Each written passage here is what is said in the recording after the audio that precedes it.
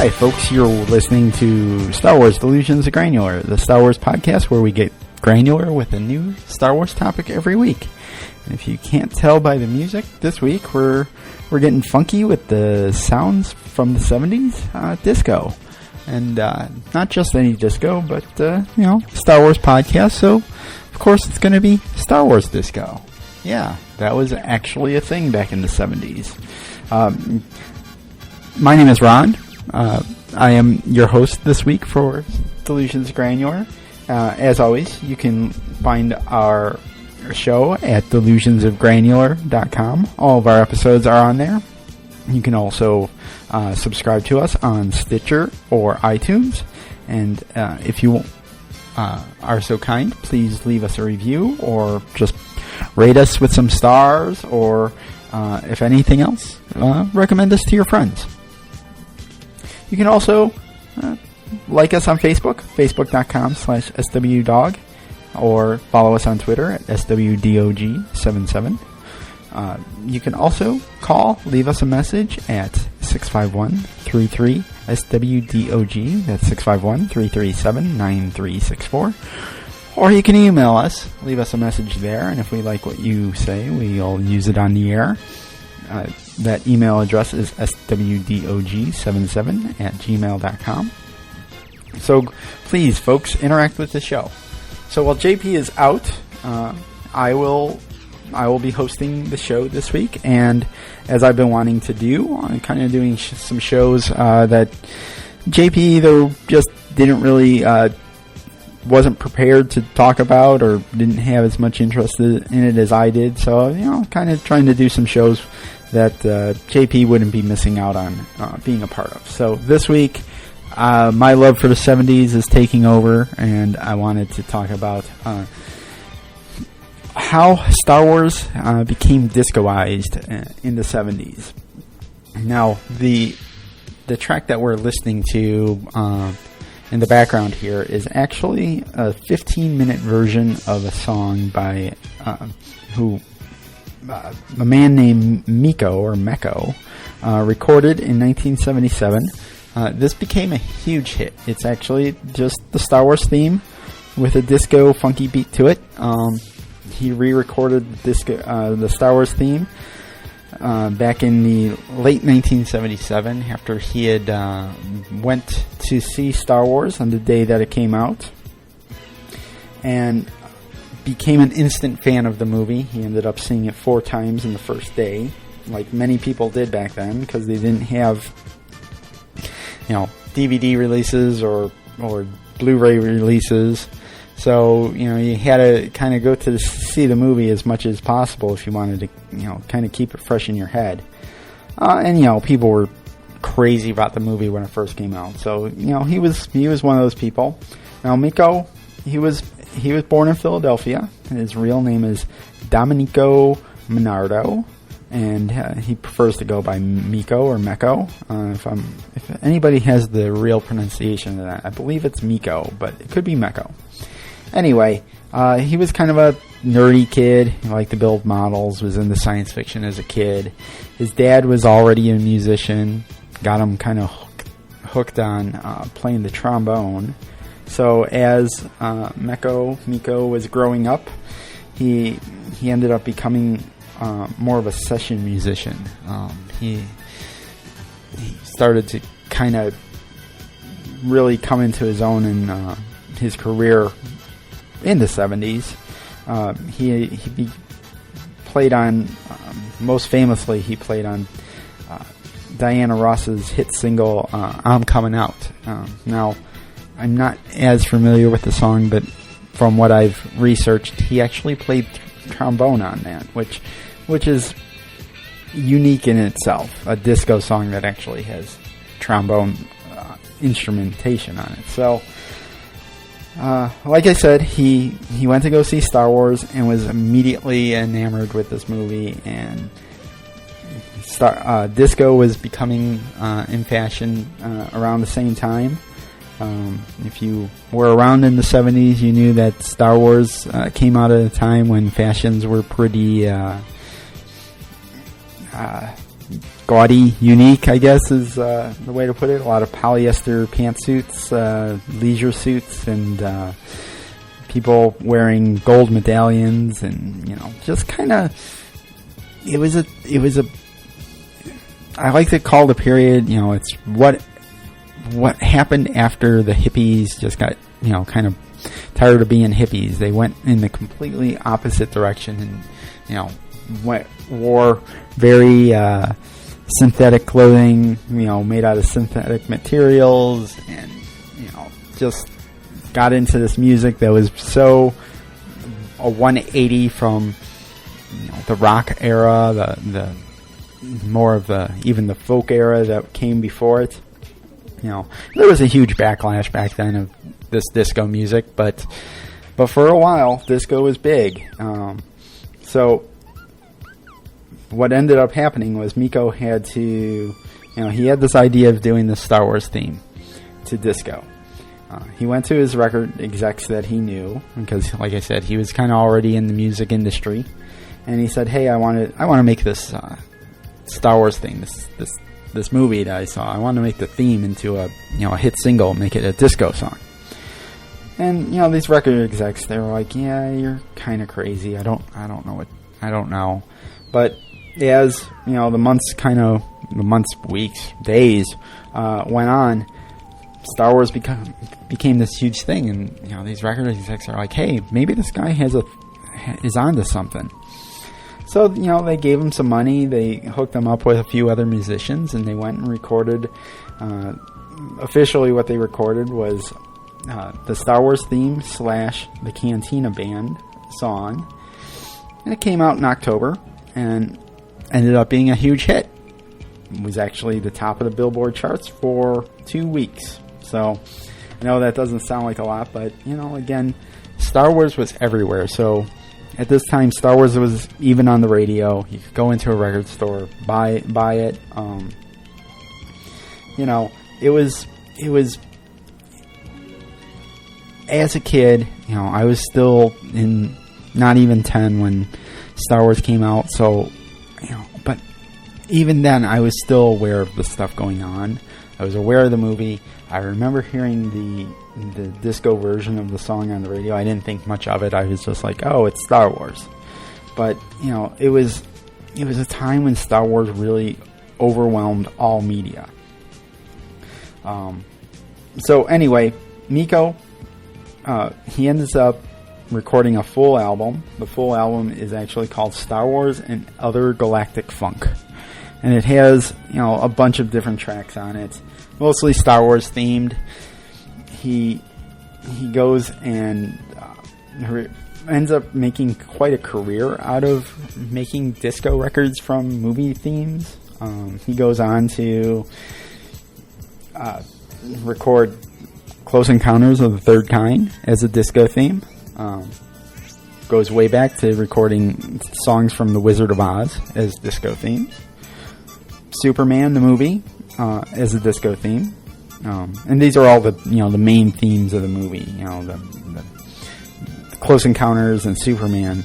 Those were originally recorded just like Star Wars by John Williams. So John Williams was really Meco really used John Williams' music for his career. He also ended up doing Star Trek back when at this point in his career, Star Trek the motion picture, the first Star Wars or Star Trek movie, was coming out, so he discoized that. He discoized the black hole, and then finally he discoized the theme to American Werewolf in London. So he really kind of took his one idea and really ran with it. He had a career for several years doing this. So like I said, this song, the Star Wars theme, it topped the charts. It's considered one of the biggest instrumental hits of all time, which is, kind of a big deal. A lot of music, if it makes it onto the top of the charts, it has lyrics, and this one didn't have lyrics, unless you consider sound effects of R2-D2 and laser beams going off lyrics, but that's really, all it really had. It didn't have any kind of, voiceover from the movie or anything in it, as sometimes they do with movies nowadays. What else can I tell you about his song? Well, disco was, like I said, a huge thing. It was considered pretty, at the time, very innovative music. It was, like I said, it was really a 180 to everything else that was going on in the music industry. There was some backlash against it. Famously, in Chicago, there was where the White Sox played. There was a midway. It was a doubleheader, and in between games, they were a local DJ ended up taking a bunch of disco records out onto the field and blowing them up with actual explosives. It's called disco demolition in history books, and that was really kind of put the end to this disco in a way. A lot of people just didn't care for its very superficial type of music that it was. So even though nowadays electric dance music is pretty popular, back then disco was not as popular. So this Star Wars disco theme kind of goes down in history, even though it was popular at the time. It goes down in history as being kind of a cheesy thing. I think George Lucas probably is not that proud of the fact that this happened, which says a lot, since he did do the holiday special, which some say that's the most embarrassing thing. Some say the disco theme to Star Wars is the most embarrassing thing in the Star Wars universe. I don't know. I think it's all in good fun. What we're listening to in the background behind me is actually the 15-minute version of the theme, of the disco theme. This was not the original version. The original version was only a few minutes long that was played on the radio. But when it was re-released on CD, they actually put on a 15-minute version of this. So that's what I kind of just keeping going on in the background here. So as I was doing research on this, I was like, I'll talk about Meco and that'll be it. Well, as it turns out, there were a lot of different Star Wars inspired disco themes that were recorded really only in a 2-year gap between 1977 and 1979. I found listed on the internet at least 20 different artists, different versions of the Star Wars theme made into disco. A lot of bands, they seemed like they made albums. The bands formed just to make a Star Wars theme into a disco song, because a lot of the names of the bands are very sci-fi and inspired. We got bands by the name of Bang Bang Robot, Galaxy 42, The Force, The Planet Robots, Graffiti Orchestra, Sonic All-Stars, The Space Pilots. Let's see, we had Soft Energy, we had Galactic Force Band. You can see the theme here, folks. We're just riffing on not only the sci-fi nature of the subject matter, but also just the sci-fi nature of disco in general.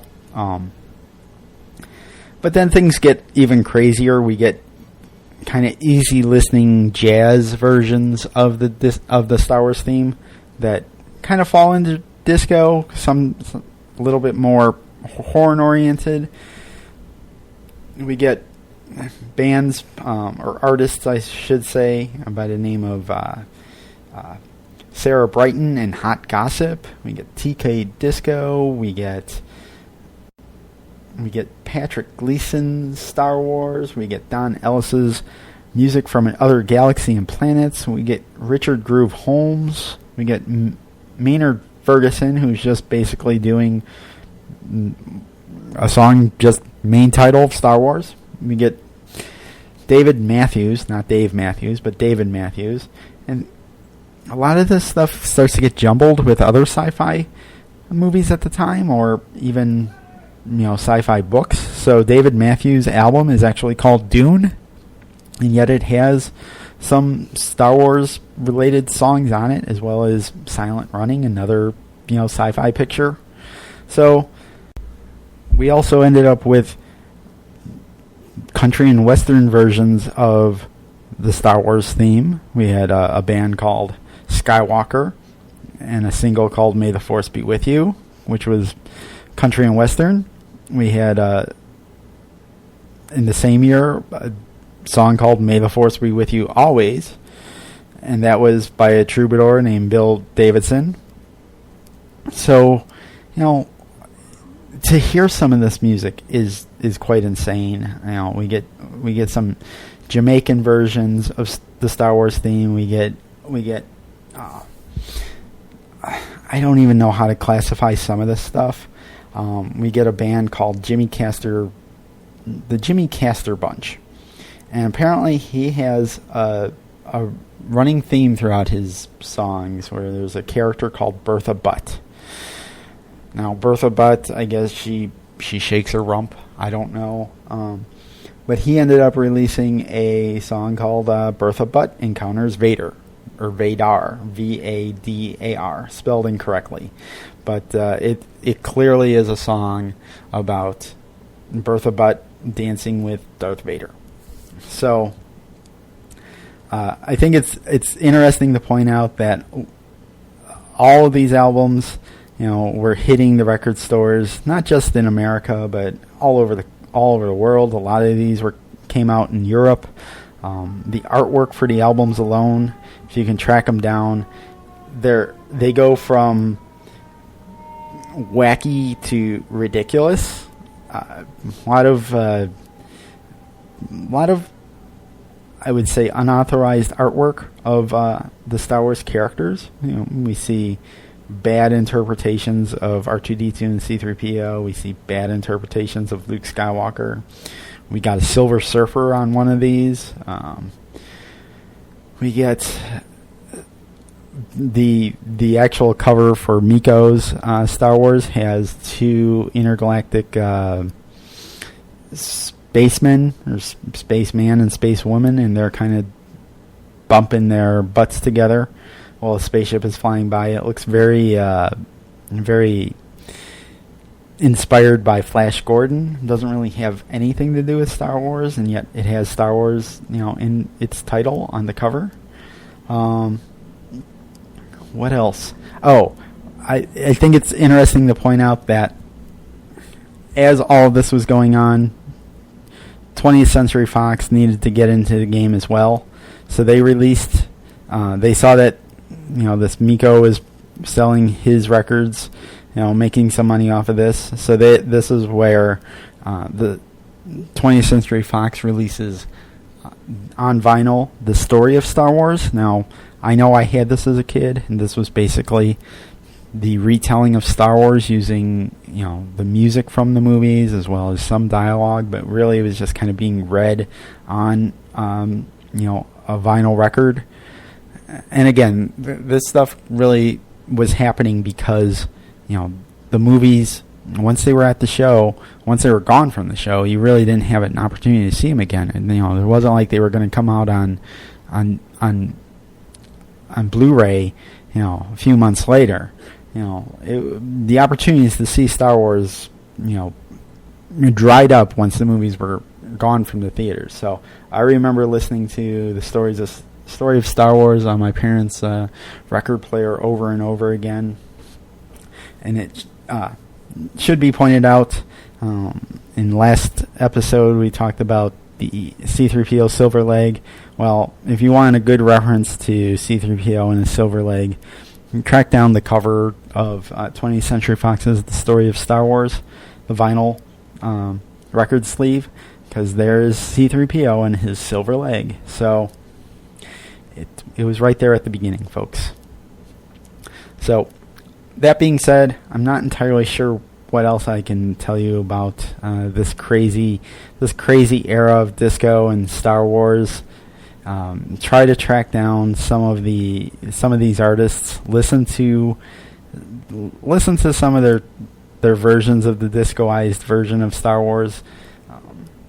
I think what you'll learn is a lot of it is very derivative of Meco.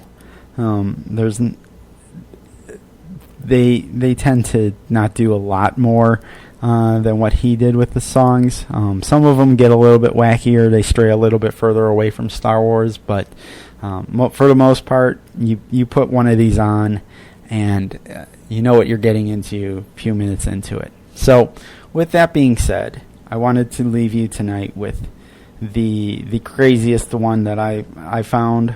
I will leave you tonight, folks, with Bertha Butt Encounters Vadar. All right, folks, enjoy, and as always, stay granular.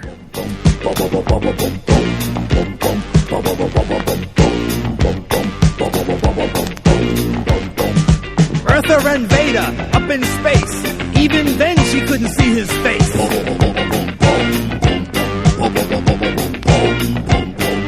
All through the galaxy the news slowly grew. Bertha and Vader would be seeing Jaws too. They felt the force that no one could see, and soon found out what their encounter would be.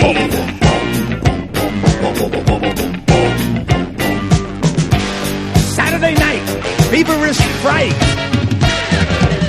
Starships burning, the Enterprise returning. Intergalactic, space-age things.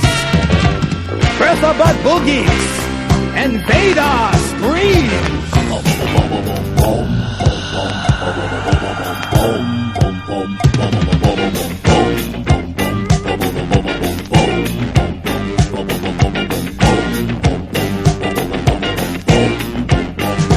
Back on Earth, they shouted for more. Vadar danced, Bertha shook the floor.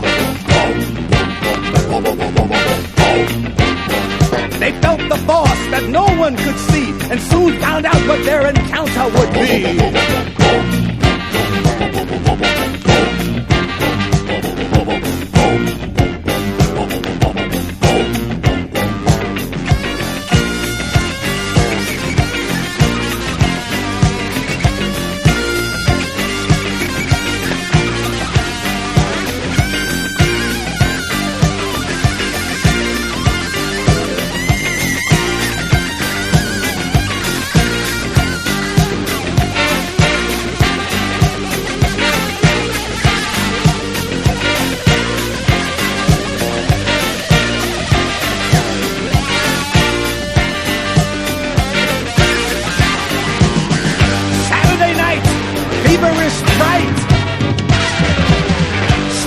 Burning, the Enterprise returning. Intergalactic, space-age things. Bertha Butt boogies, and Vadar screams. Bertha Butt encounters Vadar.